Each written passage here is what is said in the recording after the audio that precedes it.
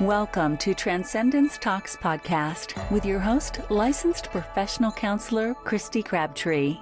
Join us as we build the bridge between psychology and spirituality and discuss psychology for the soul.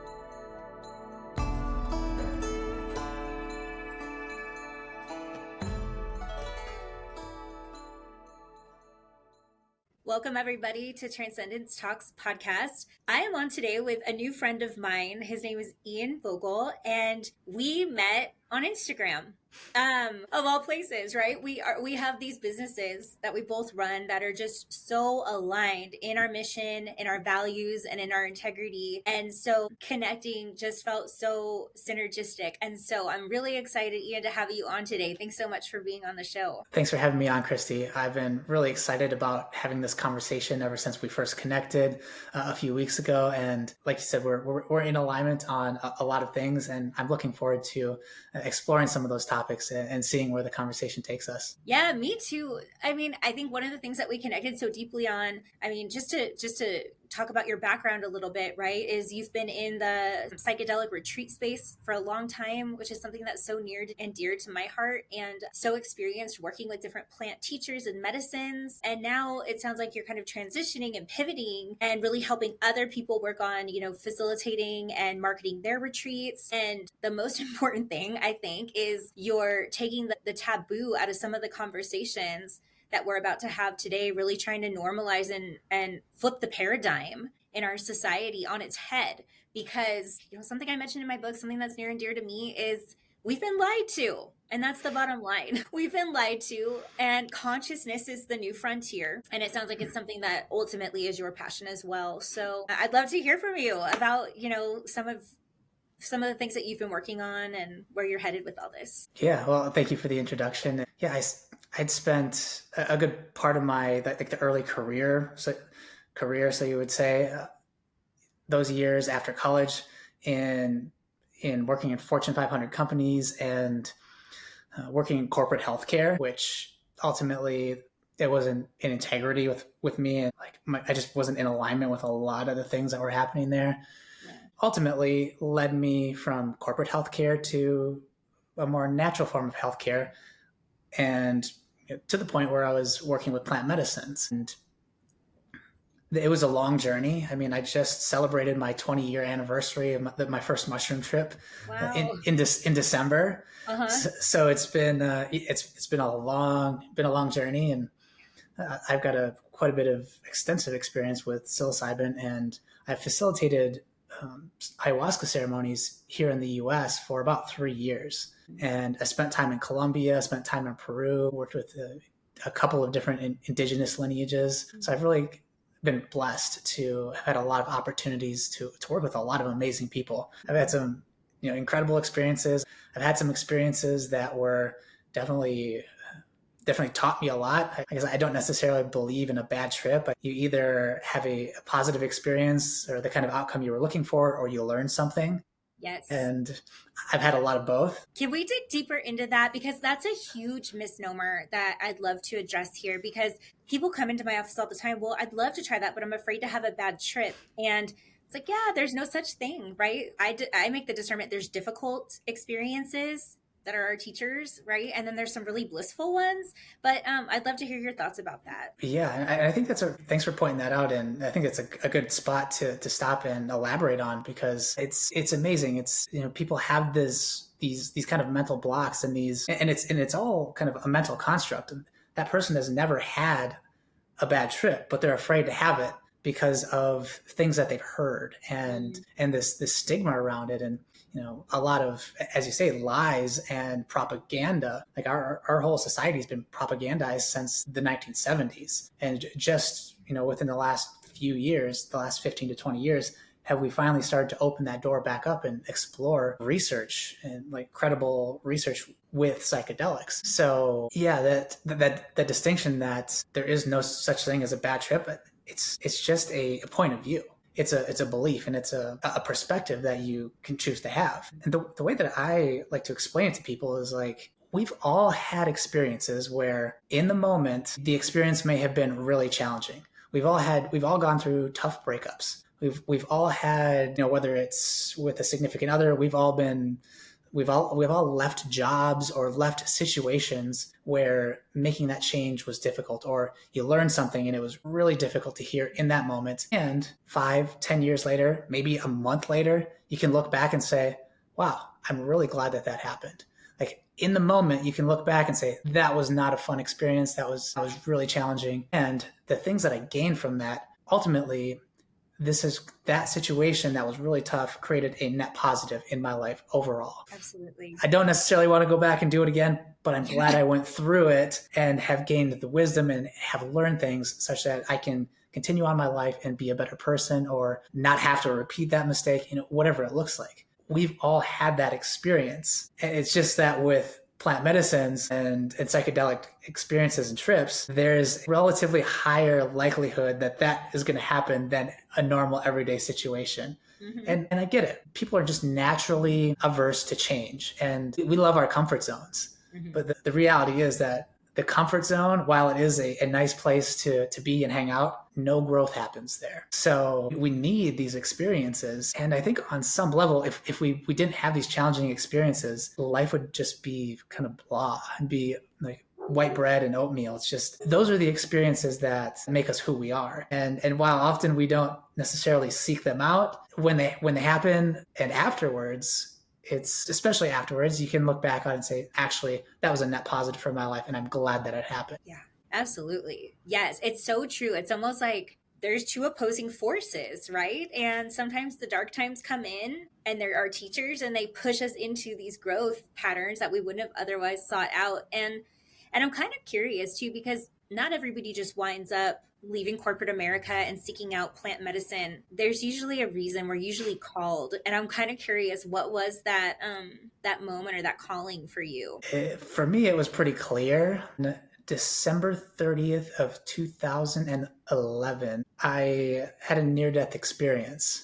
Long story short, I was dealing with some health issues. I'd been diagnosed with Crohn's disease, which is an inflammation in the lower part of the GI tract. And I'd been dealing with it for a year, and none of the doctors knew what was going on. Finally, they figured it out. A whole year of misery dealing with this. That was my first introduction to plant medicine, because cannabis was the only medicine, the only thing that would help to alleviate the symptoms that I was experiencing. And I was not a cannabis user, I think, until I was in my mid-20s when that happened. So cannabis was my introduction into plant medicine, and it was the only thing that helped me feel better in that circumstance. So a few months later, I'm properly diagnosed with Crohn's disease, and they gave me 2 different pills: a steroid, prednisone, and another pill medication called mercaptopurine.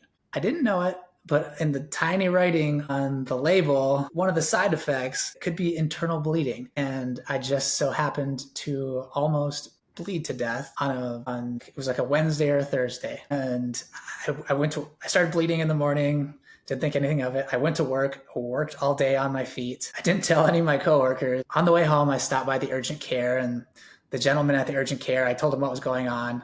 And he just looked at me and said, "Go to the emergency room immediately." He said, "Just go to whatever you do, just go to the emergency room now." It's like, oh, okay, great. Stopped by my apartment. It was on the way. Got out of my scrubs. I changed. I got a little bag because it was late. I'm like, I'm probably going to spend the night. And I laid down on my bed. I was exhausted. I'd lost a lot of blood, and I was just so tired. And I closed my eyes. I'm like, I just need a second to rest. And I closed my eyes, and I started drifting off to sleep. And I heard a voice in my head. It sounded like a gunshot, just like, "Get up," and startled me. And I sat up, and I grabbed my bag, and I went to my car, went to the emergency room, and I ended up being there for like 3 days. It was a whole ordeal. My phone died. Nobody knew where I was. Whoa. And I was living in Oklahoma at the time. I'd moved there for work. I didn't have any friends or family. It was just me all by myself. And at that point in time, I was what you would call like a militant atheist. I didn't want to hear anything about Jesus, didn't want to hear anything about ghosts, didn't want to hear anything about anything that I couldn't put my hands on and touch. And, no kidding. And measure. Straight up materialist paradigm, huh? Well, I went to college and graduated with a degree in microbiology and chemistry. So I was like very much materialistic and classically trained. I did research, and like the whole deal. So that's just where I was. And my grandfather passed away from an accident on the farm. I grew up on a small family farm, and he died in an accident. And when I was 13, he was a member of the church. He was a deacon, and I just could not figure out why God would take my grandpa away like that. And I just couldn't wrap my head around it. And to the point where it's like, if God does not exist, either God is evil or God does not exist. Yeah. And I just went with God doesn't exist. A loving God would not do that. And I lived like that for over a decade. Just God isn't real. I don't want to hear any of it. Until I heard that voice in my head. It's like, and that woke me up and saved my life. I would never have woken up had I fallen asleep. And that was something I had to come to terms with. I was like, okay, that happened. And now what? Yeah, how do you reconcile those vastly different belief systems? So from there, it was just a process of slowly exploring, researching near-death experiences. Ultimately, now I look back at it as I'd always been sensitive as a child and empathic, even borderline, what I would call subtle spiritual gifts, like being able to feel when the energy of the room changed, or the dog started barking for no reason. I would know that he was actually barking at something that I couldn't see, or, just things like this. Going to a place and being able to feel the energy of the place, or meeting my mother's aunt for the first time when I was 9 and recognizing her and wanting to, like, this old woman, just wanting to just hang out with her and like cuddle her and like I knew her. On some level I did. In this life I didn't, but right. Like having these spirit. No, she was alive. She was alive. Okay. But she was alive. She was in her early 80s at the time, but I'd known her as a child when she was born. Yeah. Wow. In a previous incarnation. Yeah. So you had this kind of past life awareness, or this affinity that you felt with her, just knowing that you guys had such a deeper connection. At that moment in time, I didn't know what was going on. I didn't have any context to it. Now I can look back and recognize, like, oh, I was just reconnecting with her, and I missed her, and I loved her, even though I had never seemingly met her in this incarnation. Wow. Mm-hmm. And those things have been happening my whole life. And when I became an atheist, when I made that decision that God isn't real, I basically suppressed all of it and really suppressed a part of myself. Like these experiences were happening. I was denying my own experience of reality to a certain extent. And it did not make for a happy decade of my life. I'll put it that way.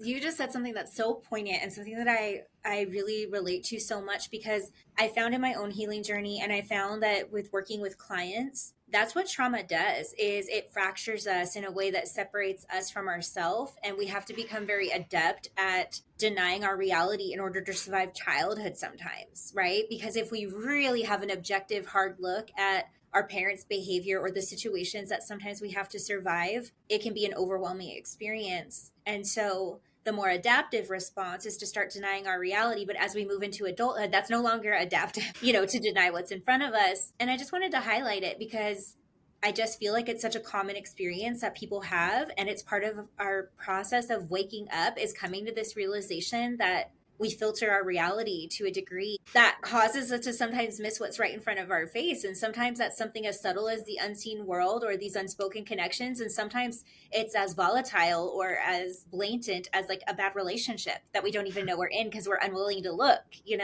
But I just think that's such a relatable thing. Yeah. And I've done coaching and I've worked with a lot of people. And what you said is 100% true. I've seen it in my coaching practice, which really isn't active anymore, but it kind of all boils down to, in a lot of ways, not all, but a lot of the troubles and challenges and difficulties that people experience later on in life are due to patterns and imprinting and decisions that they made at a point in their life where those decisions made sense. Yes. But we just carry those on throughout our life, even though the environment may change completely. Mm-hmm. We're acting as if we're in that same environment that we were in from the age of 3 to 8 when we're just taking in learning from the environment, and then we don't break out of that shell, or that becomes like a mental box that we live in. Yeah. So I appreciate your recognition of that, and that's certainly been my experience. Wow. The near-death experience was the thing that really woke me up, or started the process. It was several years of just learning and beginning meditation and just taking small but meaningful steps in the direction of like really being curious and asking big questions and starting to accept my experiences as real and as valid. And then ultimately, one thing led to the next, and I just kept following that thread of wanting to know more, and continually finding myself in situations where I was like, this isn't it, and then making a drastic jump or like a leap towards something else. And found myself in a plant medicine ceremony in 2016, spring of 2016, and again, I think I was living in Las Vegas at that time. Mm-hmm. I was living in Las Vegas, working in the shipping department of a online scuba gear retailer. Okay. And it was not a fun time. I'll put it that way. It was one of those times where I learned a lot. Yeah.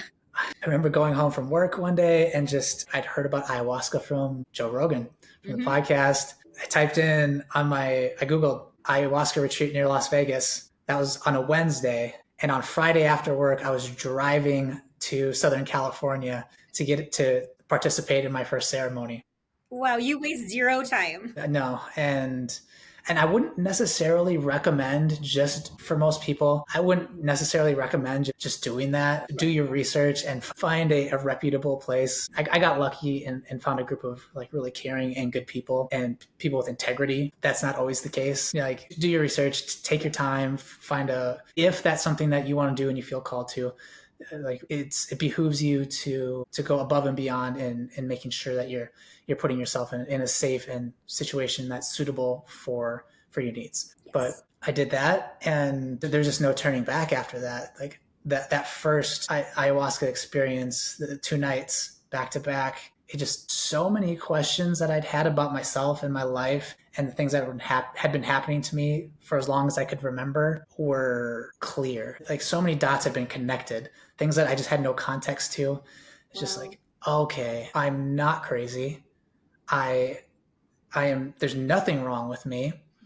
Not only can I validate that for myself now, but I was just in a group of 25 people who were all experiencing similar sorts of things and going through similar things as me. So the community aspect of it for me was equally as profound as working with the medicine itself. Yeah. That's what kept me going back over and over again. So I know this is a little vulnerable, and I mean, feel free to share or withhold whatever you want to, but I'd love to hear about some of your experiences in ceremony and maybe what were some of those light bulb moments where you go, wow, that is real. And I know some of them, it's hard to probably even put into words. I mean, these are spiritual experiences and which are ineffable, unspeakable, right? In human words by nature. But for me, what I notice is there's something visceral that happens. Like truth is something that's felt. And there's a feeling that comes with some of these knowings or deeper understandings that validates it, because it's like the body doesn't lie, the body knows truth, and we seem to have some kind of barometer to that. But I would just love to hear about some of these experiences that have shaped how you perceive reality moving forward, Yeah. So, I mean, if there is a through line that, from the very first ceremony all the way till now, and I'll say it's been over 2 years since I've sat with the medicine. So for a relatively short period of time, I was very active, not only with ayahuasca, but I was doing solo mushroom journeys, high doses quite often. And, like doing that isn't right for everybody, but it was just part of my path. Mm-hmm. And, so saying that, if there's one through line and one common denominator in the majority of, if not all of my experiences, and that was humility. Like it taught me, like all of my mushroom experiences, my ayahuasca experiences, even working with cannabis and other plant medicines, tobacco, humility.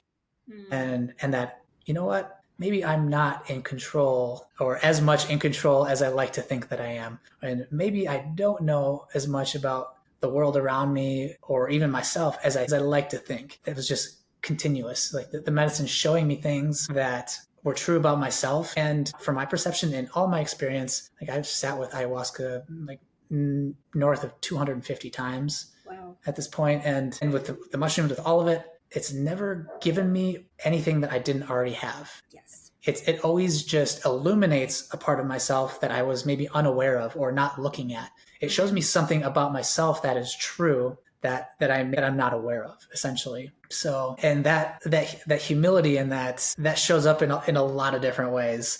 But it was, constantly like showing me like, hey, you don't have all the answers. Mm-hmm. Hey, be curious, be kind, be open-minded, understand that everybody's experience is valid, and you never know what somebody else's childhood was like. And what we spoke about just a little bit ago, you don't know how somebody else grew up and what patterns and what they had to do to adapt to survive in their living situation that is now manifesting as an adult and maybe some unseemly behavior, but you just don't know. So judgment never brings you closer to anybody. And I think that's another thing that I learned from working with plant medicine. Like, plant medicines take you to a space beyond the mind. And when you're there, as you pointed out, in those experiences, we simply don't have human language that's adequate or appropriate to describe certain aspects of our experience. And I go so far as to say that for the really personal stuff, I think it's almost in trying to it's like trying to squeeze an elephant through a garden hose, like talking about these experiences and trying to put words to some of these experiences almost does those experiences a disservice, because you're never going to be able to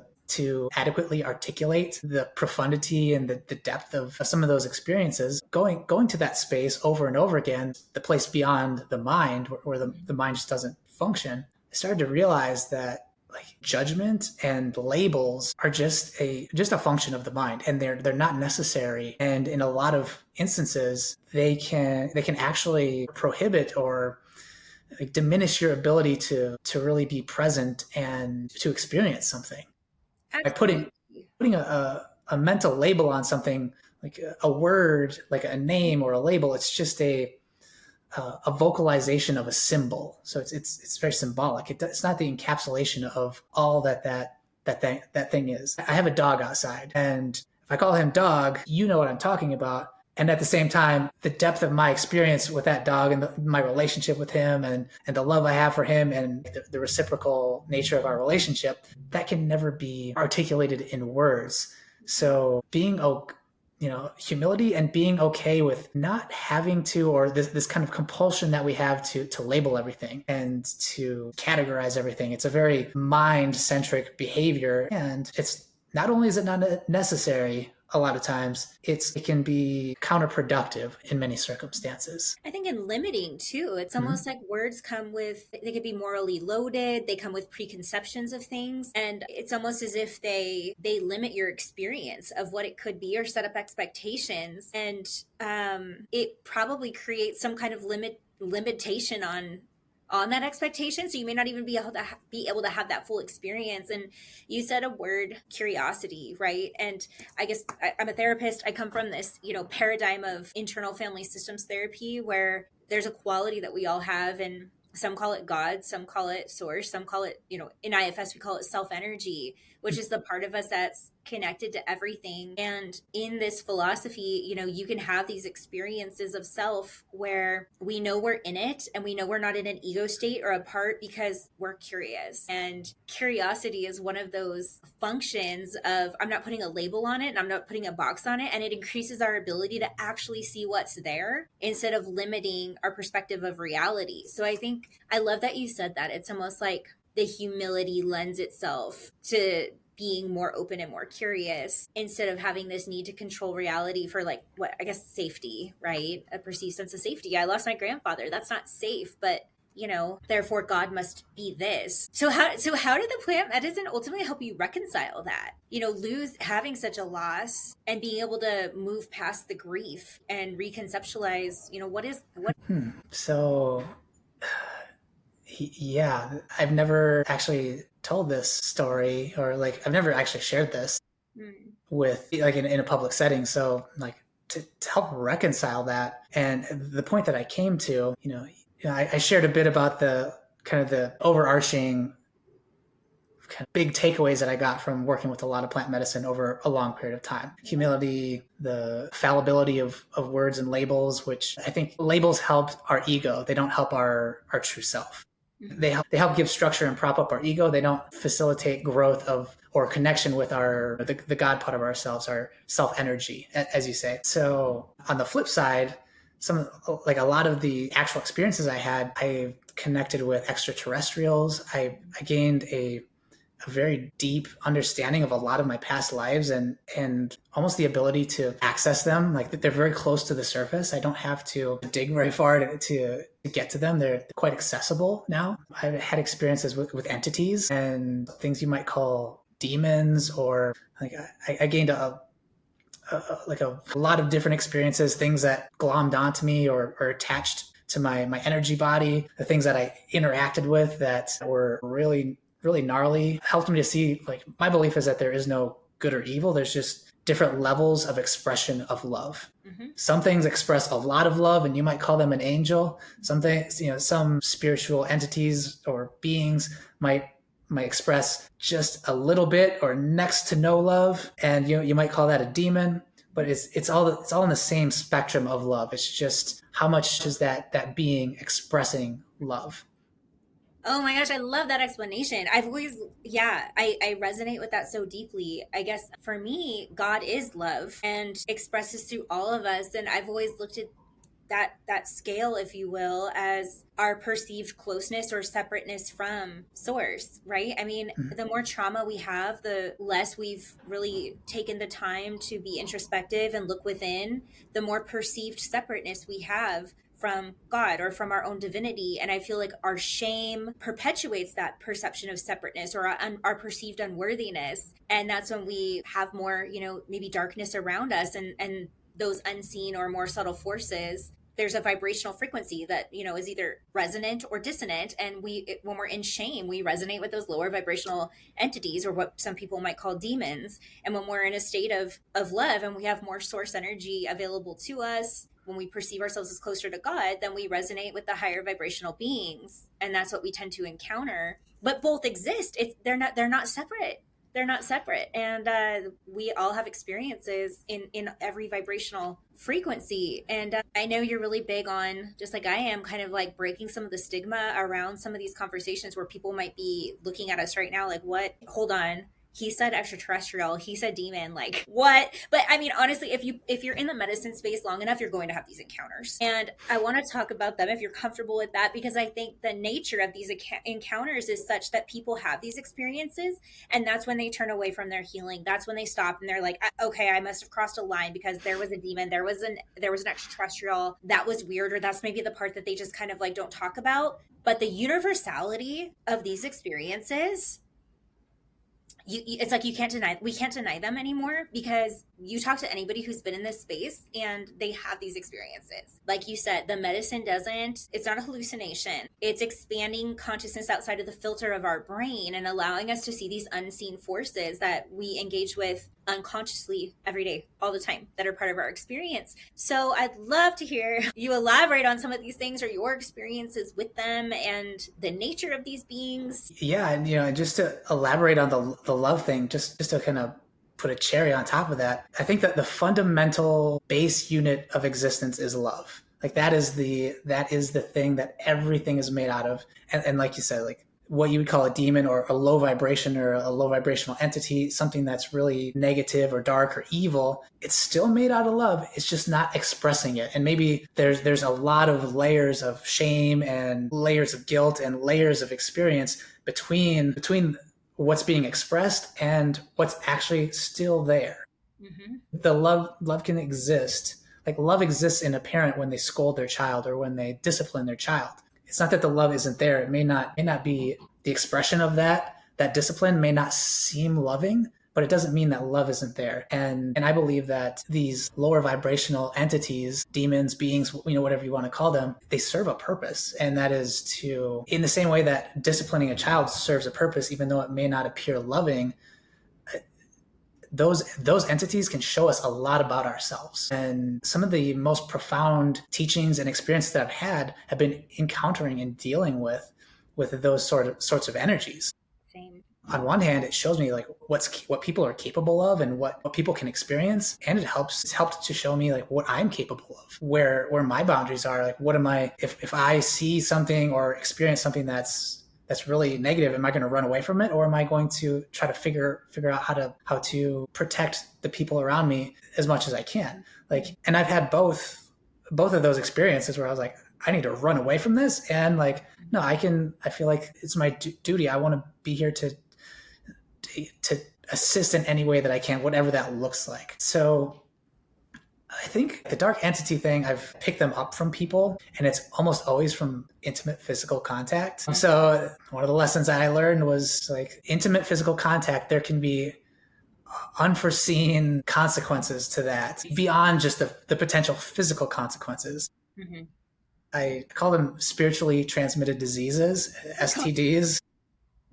It wasn't necessarily a disease, but it was a low vibrational energy that would not have been able to attach to me without a physical contact.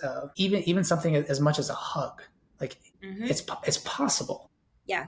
And I've experienced it in my experience working with the plant medicines. Like I really feel like I was guided, and I always trusted the plant medicine and source energy, that like God was never going to put me in a situation that I couldn't handle. And so I trusted that I was going to be okay, and that there was always something for me to learn, even in the most challenging situations. Yes. So even I had an entity that crossed over from a young woman to myself. The morning after a ceremony, we embraced in a hug, and it transitioned from her solar plexus chakra to my solar plexus chakra. And I didn't that was after the first night. The second night, I felt off. Like, I'm a musician. I was playing music, but nothing was coming out right. And I went outside. I was like, I feel like I need to purge. There's something going on. Like, I need to there's something not right. And I realized, like, the medicine showed me that there was something attached to my solar plexus chakra. I was like, all right, I'm going to go outside and I'm going to purge this thing out. And I went outside, and the medicine just said, no, you're not purging this thing out. I was like, what do you mean? I've been able to purge, like, this is usually what happens. I usually just purge things out. And the medicine said, not this thing. You're to the point where rather than just get rid of it or pass it off, like, you can resolve this. And this entity was a thought form that had, this entity that was inside me was a thought form that had originated in New York City in the 1800s between a mother and a son. And the mother was really demeaning to her son, and she was always putting him down. Like, the solar plexus is where your willpower comes from. And every time he tried to express himself or, like, show any sort of willpower, she would just put him down. Over the course of his life, people would call it a pit in your stomach. Every time his mom would come around, he would start to feel like this pit in his stomach, and he would have these negative thoughts about his mother, and it coalesced in his solar plexus chakra. And this energy that he kept feeding these negative thoughts, this pit in his stomach, over decades, it started to take on her personality.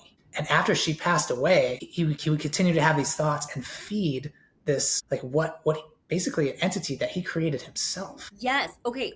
Let me just highlight that, because when you says he feeds it, I've always gotten the feeling that these entities are parasitic, that when we stop feeding it, it's like they can starve off, right? And has that been your experience too, where they're almost parasitic in nature? I think some of them, yeah, absolutely. Mm-hmm. One of the big takeaways that I got from all the plant medicine work was that there is a lot of varieties of entities, and there's not just demons and ghosts, and no, there's many different varieties and a whole spectrum of what we would call entities or beings. This particular thought form entity, like, he passed this on to somebody else in his family. And when I went outside to purge, the medicine kind of gave me this whole download of this backstory of this thing that was glommed onto my solar plexus chakra. And I could communicate with it, with this woman. Yeah. And it was just,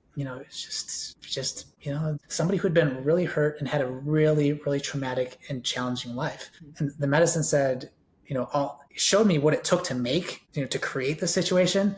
And I said, your job is, it's like a ball of yarn, like this really tightly wound ball of just negative thoughts. And the medicine said, well, your duty is to resolve this. And the only way to resolve this negative energy is with love. And so for the next 3 weeks, first thing in the morning after my meditation and yoga practice, I would sit and I would send loving thoughts to this massive energy that was stuck to my solar plexus chakra.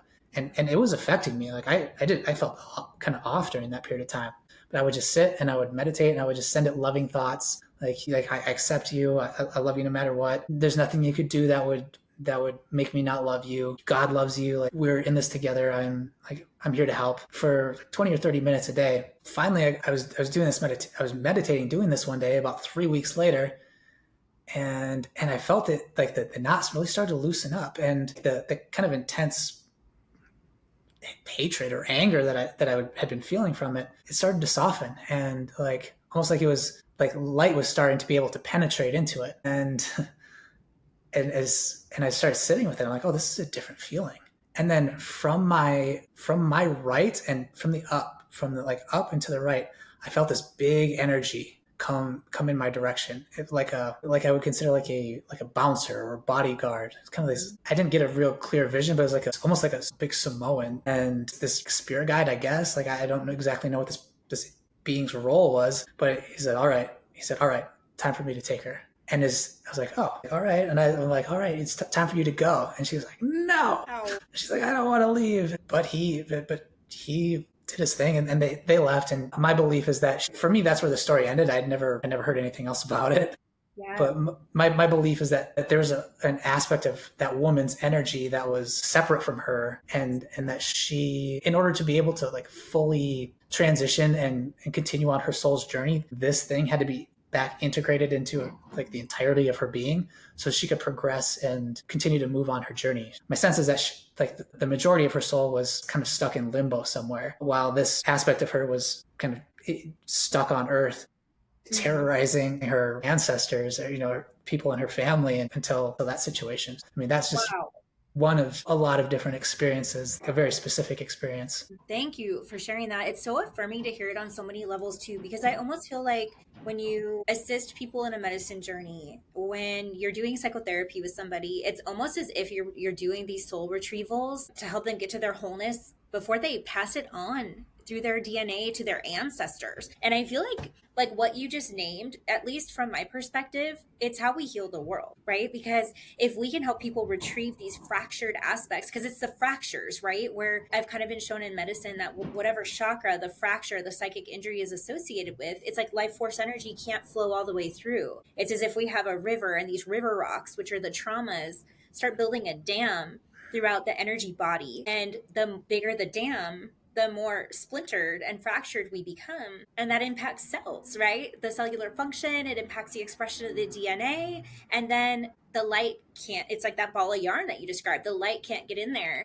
It comes out through our behaviors and the things that we teach our children, unfortunately. Even how I think our children, how their cells are impacted throughout pregnancy and conception and things like that. And so it's so fascinating to hear these stories, because, it just makes me so curious. It's like, well, what happened to the woman at that ceremony, right? Who was freed of it? How did her life change? And what happens to this woman's ancestors? And it's like, there's this ripple when we choose to transmute darkness into light. And I don't think we'll ever know the impact of our ripple that we leave. But I'm sure you have countless experiences like that ripple into the infinite, right? Into other people who have transitioned. So the ancestral world and our, our children and our posterity, they're all affected by this ripple, by the work that we do. And so it's so empowering to know that as we do this work, as we sit with ourselves fearlessly, that we create this ripple of healing that goes into the great beyond, as far, who knows how far. Yeah. And I want to say that I believe, like, every time, in my experience, when something like this happens, there is something within me that's resonating at that level that thing attached to. So it's not like I'm a holy saint sitting in lotus pose and like I'm just cleaning up everybody else's stuff. It's not that at all. Like, I believe that was like some aspect of that was alive within me, in my solar plexus chakra. And without that that entity would not have been able to attach to me. Exactly. And by going through that process, not only did that help that soul potentially change her ancestors and that family, and it benefited me as well. I learned from it, and I believe that when that entity left, it took something of mine that was not serving me with it. Yeah, well, I wondered about that because obviously you had a vulnerability in your solar Mm-hmm. plexus, right? I mean, that's where all your Yeah. wounding was held, you know. And yeah, there has to be resonance Mm-hmm. for these dark entities to be able to land. I've learned that in my own medicine experiences too. You know, I've had plenty of experience where it's like, whoa, where did that come from? And every time I've had an encounter with them, it's opened my eyes to an aspect of my trauma that I wasn't able to see or was too overwhelming to process at the time. And these dark entities come when the time's right, when you're in an environment that's safe now for you to be able to process those experiences that were too overwhelming before. It's so timely the way that they come in, and they allow you this opportunity to, like you said, run away from them again, or to sit with them like Scooby-Doo, right? Like, all right, you're a ghost, but I'm going to pull off the mask. Oh shoot, you're actually this experience that I had when I was 5, right? And that's kind of how it works. It's like you pull the mask off and you realize that there was resonance or harmonic resonance somewhere in your body where they found place to latch on, so to speak. Yeah, and I find that it's very easy to point the finger, and I hear it a lot. Like, people don't want to take responsibility for that, or acknowledge the fact that there is something within me that, for something to latch onto me, there has to be something to latch onto. And it can only latch on, if it's something of a lower vibration, it can only latch onto a similarly resonating low vibrational energy within me or within my energetic field. And I think that's really important, because I've heard a lot of people say, you know, oh, I was attacked by this thing in the ceremony, or I was attacked by this, or I was attacked by that. It's like, if there was nothing there for it to attack, you wouldn't have felt it, like your neighbor right next to you or the person right on the other side. And an attack is something really attacking you. And I think people often will attribute a negative experience or an uncomfortable experience as being attacked. They'll conflate the two, where it's not necessarily the case. So another experience that I had, I was in Joshua Tree facilitating a ceremony, and I walked out of the ceremony space, I think to clean a bucket. Walked out of the ceremony space, went to clean the bucket. Like, during ceremony, occasionally I'll smoke tobacco, mm-hmm. just as a cleansing ritual. And I was getting ready to smoke a little bit of tobacco, and I was like, no. Something told me just put it away, go back to the ceremony space. I turn and I start walking back towards the space, and this experience was palpable. It felt like somebody threw a wet blanket over me. And I just walking along, minding my own business. Then all of a sudden I feel just like this heaviness on my shoulders, and like my energy just dropped, just like, pew. I started moving more slowly. What on earth just happened? And I could feel pressure on the back of my neck. And I stopped. I was like, what just happened to me? Like, what is going on here? And I had this visual of like a manta ray. Like, it looked like a manta ray. And it was just like, but it was a, I don't know, you would call it like a fourth dimensional being. It wasn't in a body. It was just like an energetic, just like an entity. And this manta ray saw me, and it was like an animal. It didn't have, it wasn't sentient. It was just behaving on instinct, so to speak. Whereas the entity that I talked about before, like, I could communicate with it. And I've had other entities that I could communicate back and forth very clearly with. This thing felt like an animal. Like, it wasn't like it didn't have an intention of harming me. It was just an opportunist. It was a parasite. Mm-hmm. And it had sensed that there were vulnerable people around. Like, it sensed an opportunity where it could feed, essentially siphon off people's energy. And I almost felt like fangs, like this pressure on the back of my neck. And I'm like, shit, there is something on me. And I can feel it. And okay, what am I going to do? Okay. So I was like, all right, tobacco. I have a wonderful relationship with tobacco, and like, yeah, I really love tobacco, and it's just been such an ally to me, and I've worked with it quite a bit. And so I was like, okay, go back to the ceremony. I walk around the edge of the space and get a hold of, and get the attention of one of the other facilitators. I said, hey, I said, grab a mapacho and meet me over there. Do not touch me. They're like, okay, like, you get a lighter, get a cigarette. They come out and they gave me a sopla. They blew tobacco all over me, and that released it, and Wow. that helped to, yeah, that kind of didn't scare it away, but it didn't like that, so it just released and was gone. Wow. And I asked the medicine, I was like, all right, what was that all about? It's like, Yeah. what? Why? The medicine, it was very clear. It's like, well, this thing recognized that there was an opportunity. It was going to try to glom on to one of the participants. So I threw it on you because I knew you could figure out a way to, and I knew you had the tools to be able to manage the situation. So I just threw it on you. It was like matter of factly. And this thing, like, again, it wasn't out to get me. It just right place, right time, wrong place, wrong time, however you want to put it. Like but a mosquito or something. Exactly. Like an interdimensional mosquito. But let me ask you this for our listeners, because I'm sure some people are sitting here like, what the heck? Are these things happening as we just go about our day-to-day lives in the unseen world and we're just unaware? Is that, can this attribute to some of our like dips in mood or energy? What do you think about that? Absolutely. Absolutely. Yeah. So that entity was like an animal. It didn't have negative malintent. It was just doing its thing. And my experience of that, and I could see how other people might experience that as an attack. They could say, I was attacked by this thing. But that's also their worldview of life, and right? That's the lens of their trauma. And it's very telling. And I want to go back to something you said about like people don't want to take responsibility or accountability. And I want to bring this like very 3D, because just like you said, okay, there's a demon attached to me or a dark entity attached to me, like it attacked me. I'm innocent, right? We feel that way. And then people also say the same thing about their relationships. Like, I'm with a narcissist. Like, I'm with this guy or this woman who is like this way to me. When I see those things in relationships, it's like we could sit here in therapy. We could talk about your partner all day long.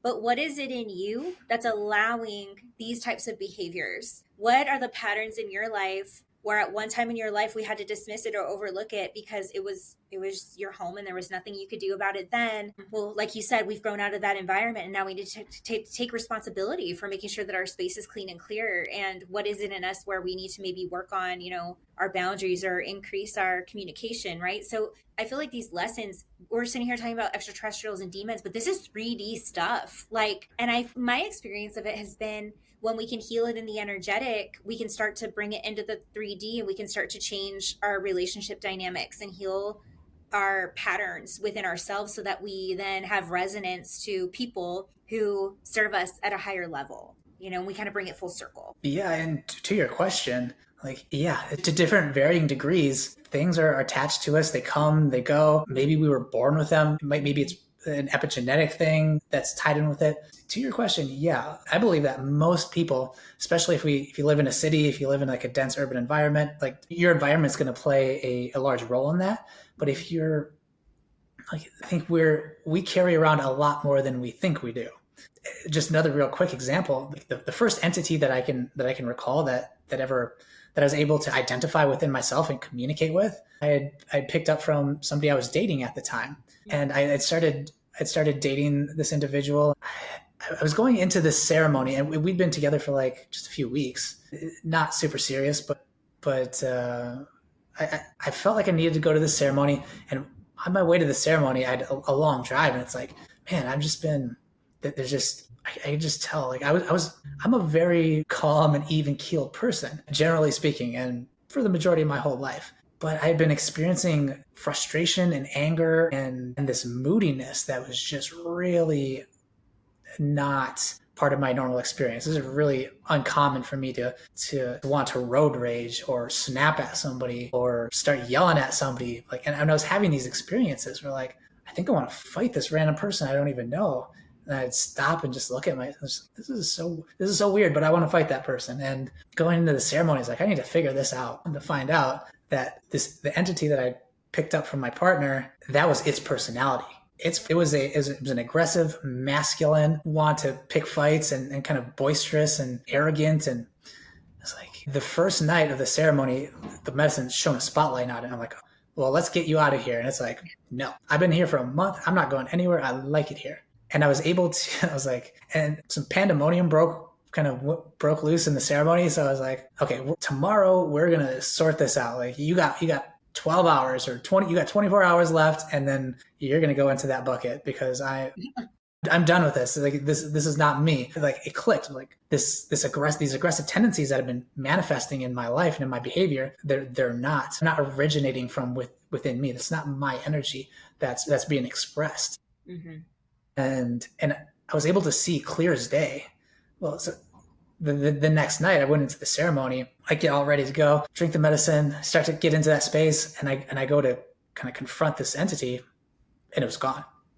Oh, wow. Like, rather than have that confrontation, he just jumped ship. Wow. It was just a boundary, like an energetic boundary was set. You've got 12 hours, eviction notice, and he was like, okay, fine, I got it. Yeah, he's like, I don't want to. He's like, rather than fight with you and potentially end up in the bottom of a pail, like I'm just, I don't know where it went. Don't know, but all I know is that it wasn't there the next day. And to your question, like, yeah, I believe that was an experience that I had personally of exhibiting behaviors and something that had influence over me that was not of me. And without that ceremony, I would not have known that. And I was able to see, the medicine showed me the next night the pattern of this thing. And it would jump from person to person to person. It's like it would go into somebody's life who had a good life that was that had a lot of good things going for them, almost like a party that was really, really nice, a nice environment. It would go into that nice environment and just start kind of making a mess of things and screwing things up, like sabotaging relationships, sabotaging jobs. And when this person's life started to kind of deteriorate, you'd be like, oh, this isn't fun anymore. I'm just gonna time for me to find my next, the next person. And you're just hopping from person to person doing this. And my sense is that had I not evicted it, it would have hung out with me until my life had deteriorated to a point where he's like, this isn't fun anymore. I'm going to go find somebody else. So is that what you would call, because I've heard of like an earthbound soul, right? Like a soul that maybe feels so much shame that they don't go to God or go to the light, and they kind of want to hang out and have like experiences. So they'll choose people who have the experiences that maybe they've wanted to have in life. And it almost feels like maybe that's some kind of earthbound entity. What are your thoughts? That one in particular, that felt just like kind of like a mischievous, like almost like this coyote energy, this mischievous, like that one, I believe, was sentient and he was aware of what he was doing. Wow. Like, I believe he was fully aware of what he was doing. And, that was just it was a masculine energy. So I call it him, but maybe at some point it had some human aspect or came from a human, but not necessarily. It didn't feel distinctly human. It just felt like this is like kind of fun loving freeloader, like the guy who gets too drunk at the party and starts to break things. Mm-hmm. And like, it wasn't necessarily like trying to hurt you. It was very self-centered, just thinking about itself. It was like, this, and just kind of looking at people as vehicles and not like really objectifying or something. Very much so. Yeah. Very much so. If somebody's listening, they're like, I think I've had that experience, or I think maybe I'm having this experience. What do they do? That's a good question. My personal belief is that we have all the answers within us. And, it's easy. It can be easy or seem like a shortcut, or like with all the talk of channeling and mediumship and all the stuff that's out there now, I feel like there can be a desire or a pull to seek for answers outside of yourself. But ultimately, and I don't think there's anything necessarily wrong with that.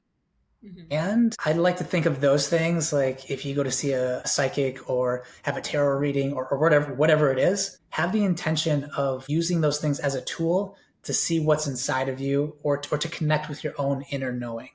Yes. Because that's a process of empowerment, not giving your personal agency and responsibility over what happens to you in your life over to somebody else, saying, absolutely. Okay, this is happening to me. I feel off. I can't quite put my finger on it.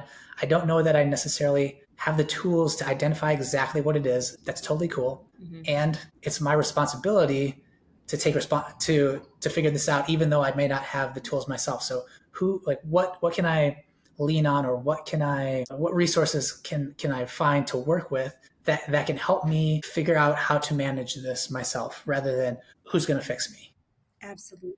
Who can I pay to make this go away? Right. Which is so different than the old paradigm of like, this person needs an exorcism or something like that. Right. I mean, because it's just not like that. I mean, like, going back to taking, I love your answer, you know, because it's just so clear and it's so true. Like, again, you come back to how do we take responsibility for our lives? Because when we do that, we're not a victim to anything and we take our power back. And ultimately, that's the key, right? That keeps our vessel clean and clear and free of things that might try to take control, or I mean, because nothing can really take control of you anyways. You have to allow these things in on some level. So really looking for, okay, how do we take our power back? Yeah, and I say that from a point of a place of experience. Yeah. I spent a lot of time. I went into a lot of ceremonies saying, all right, I'm here. The ayahuasca's got my back. All my problems are just going to go away. Like, I'm just going to drink as much as I possibly can, and then things are going to be hunky-dory and copacetic on the back end. Mother ayahuasca's just going to wring me out like a dirty sponge. And I going into it with that attitude, I spent many nights just suffering and not understanding why things weren't getting better, experiencing it in myself. That's why I walked away from it, and witnessing it in people who were coming back to the ceremonies month after month after month on a regular basis with the same problems. It's just like, okay, what's going on here? I'm recognizing it in other people, as within, so without. That's got to be something that I'm experiencing myself. And I finally came to the point where I recognized with the ayahuasca, what once started out as a very healthy relationship with equal give and take and reverence and reciprocity, over time shifted into an entirely codependent relationship where I was just going to the medicine for healing and just expecting the work to happen and my life to get better as a result of solely drinking the medicine and not necessarily doing the things that I had to do in my own life, taking the actions that were going to make a difference and actually get me the results that I want. So Mic drop. Yes, absolutely. Because it's true. She gives homework assignments and she's like, here's the work, you know? And I think that's why the preparation, the integration of these experiences is so important, because you're right. Some people just kind of seek peak experience after peak experience, thinking that those expanded states are what's going to change them, when really those are the easy parts. Even if they're difficult, those are the easy parts, because then we have to come back to the body and come back to the reality and come back to the messes that we've made of our perfectly imperfect lives and clean it up and take responsibility for it and realize that we get to create the experiences ultimately that we want to have. Yeah, from my point of view, the actual ceremony itself and the imbibing of the medicine and that peak experience is about 15% of the overall experience. There's a good portion that comes before in the preparation and getting yourself ready. And the majority of it happens afterwards. Like, what are you going to do with it, with the homework? Are you going to do your homework? What are you going to do with the information that you've been now given from the ceremony? And, you know, I just have to be honest. And like, I was a delinquent. Like, I was just not doing my homework, just stacking it up and stacking it up and stacking it up, to the point where the last ceremony that I facilitated, I remember the first night, like I got a flat tire on the way out there. Like, I was experiencing anxiety, and like right before the ceremony, everybody was laying there kind of chilling. And I got up and I stood up and I started walking towards my car, like very unconsciously. I'm like, do I need anything from my car? No, I got everything by my mat, walking towards my car. And I realized, like, this is a fight or flight response. There's a part of me that is encouraging me to run away from this and to get out of here. And I had just been suppressing it and not acknowledging it. The stack of homework, like, it was sitting on my shoulders, and I was starting to buckle under the weight of the homework. And it's been like well over 3 years, and I'm still integrating aspects of that experience. And like, I wouldn't have been able to have this experience a year ago or 6 months ago, or I wouldn't be able to have this conversation with you and to really talk about these things in such a succinct way, because I was still in the process of integrating 3 years of really heavy plant medicine work without doing nearly enough of the homework that I should have been doing. And like I said, it's just part of my journey. I wouldn't necessarily recommend people do what I did. Yeah. Because it's just not, it's not sustainable. It's not the most economical way to do it. And it's not the most ecological way. It took me like, there's some trauma that I had to work through as a result of just suppressing my emotions and this deep knowing that I need to take a break. I need to do this. I need to call that person. I need to figure this out. I need to do that. Not doing that had a substantial negative effect on my life, or created much more challenge than I necessarily needed to. And I guess on a certain level, I needed that level of resistance to finally break out of it, because when I commit to something, I'm 150% in it. Mm-hmm. I'm doing it. I'm like, I'm all in. Yeah. Almost to my detriment at certain times. And like that, this has been a lesson in learning how to pump the brakes and listen to myself. And kind of always goes back to connecting with that voice inside of you, your higher self, your connection with source, being able to learn from and listen to and refine and strengthen the ability to make decisions for yourself and take responsibility for where you are in life. Well said. Well said. I completely agree. And I'm so glad that we're kind of wrapping up on that message of what does it look like to take responsibility, to take accountability for our healing, and just the importance of integration, because we chose to be here in this third dimensional reality. We chose to have these experiences, and it's so cool. It's mind blowing sometimes to get a peek beyond the veil, but then we have to bring it back down and we have to embody those changes. And I think that's really what you're speaking to, is just that embodiment practice, of how do I live what I've now learned and share it with others. Yeah. How do you, like, from my perspective, to really honor the medicine and any sort of spiritual practice and yourself, if you're really in reciprocity with a sacred medicine, part of it has to be, or your approach and your mindset has to be, what can I do with the gifts that I've been given? What can I do with what I've learned? And to really honor the medicine, I have to make the most out of the gifts that it's given me. Like that's part of the give and take. And sometimes it's challenging to do those things, to follow your heart, or to put yourself out there in such a way that you're just not comfortable with, whatever that looks like for you, whatever the medicine illuminates inside of you. It's not always, and I would say probably more often than not, it's not the easiest way through life. And it's almost always the most fulfilling, rewarding, and creates the greatest amount of positive impact in the world at large. And from my experience and in my perspective, like, doing that is really how you honor the medicine. You don't honor the medicine by drinking it or by saying how great it is or anything like that. It comes from the actions that you take and the improvements that you make in your life, and thus how you're able to have a positive impact on the lives of the people around you. Yeah, absolutely. I think God puts the music that we're born with, our gifts, on our heart, and we get so caught up in wanting to live for other people and their expectations that we kind of drown that out, and we're not living authentically, and then we're not expressing our gifts to its fullest capacity, and we don't serve anybody that way, right? But yeah, you're right. It is a challenge. It's a challenge to say, okay, I'm going to let those expectations, the fears, move to the wayside so I can live in alignment. And it's beautiful. It's challenging. And a lot of people look at you like you're crazy, right? Yeah. Well, and, to close the loop on how I came to God, mm-hmm. and how I came to peace with the situation with my grandfather. Shortly after I started doing the plant medicine ceremonies, I really became aware of the past life situation, and that these are, it's undeniable that I've had past lives and that they're affecting my present life. So I dove really deeply into doing past life regression meditations. And during one of those meditations, the spirit of my grandfather came to me, and it was clear as day and very surprising, unexpected. I said, and he was happy. I'm like, Grandpa, what happened? Like, what happened? Why did you go? Why did God take you away? I'm like, that wasn't fair. And it was very clear. He was like, no, I chose. That was part of my plan. I chose to go.